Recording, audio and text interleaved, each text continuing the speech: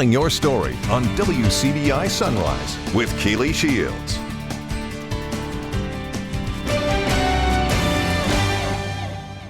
Right, everyone, we were talking about the myth, the man, and the legend, and Mr. Chuck Yarbrough is in studio with me to talk about Tales of the Crypt. This is a beloved thing in Columbus and is recognized nationally. Mr. Chuck, thank you for joining me. Well, thank you for having me, Keely. This is awesome. Okay, so let's just talk about it. For those who have never got to experience this amazing event, what is it all about? Well, Tales from the Crypt is a research project which is year-long. Students research people buried in Friendship Cemetery or documents connected to the history of the community, write research papers and turn them into live performances. Audition, the 10 best are going to be performed in the cemetery again this year.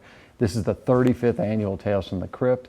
We've won the Governor's Award for Excellence in the Arts and been on every possible outlet you could think of. We're pretty proud of the program. Y'all should be proud. And like, this is such a major thing for the students at MSMS. I feel like this is one thing that they look forward to every year. It is, absolutely. Our students are, they love doing the research. It makes history come to life, we like to say, but it really does for them. They learn presentation skills, they become leaders and collaborators with one another, but in the community.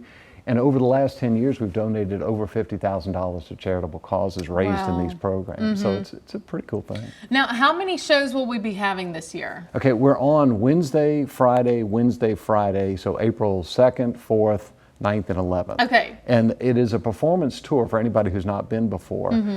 We're open from 7 to 9. Tours begin about every 3.5 to 4 minutes. Okay. And the total tour will last about 45 minutes to 50 minutes. Gotcha. So definitely probably wear some good walking shoes. Absolutely. Yeah, it's a nice path through the cemetery.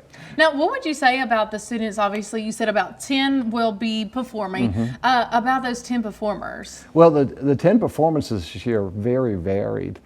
We got a lot of help from the MUW archives, so there are actually 3 performances that are historic figures connected with MUW, which is really cool. We love that.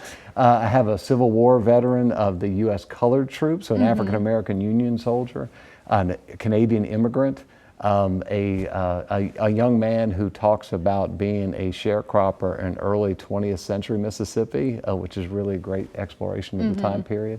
And and there's one couple, former sheriff and his wife from the 1870s, which is really engaging. Now, was that when we were still called Possum Town at this point? No, we were Columbus, but, but much closer to being Possum Town than now. So, okay, with our the people we will be portraying, I guess. So the same people that were portrayed last year will not be the same people that are portrayed this year, correct? Oh no, yes. Okay. Every year we have an entirely new research list put together. There were 44 students who conducted research and wrote research papers this year.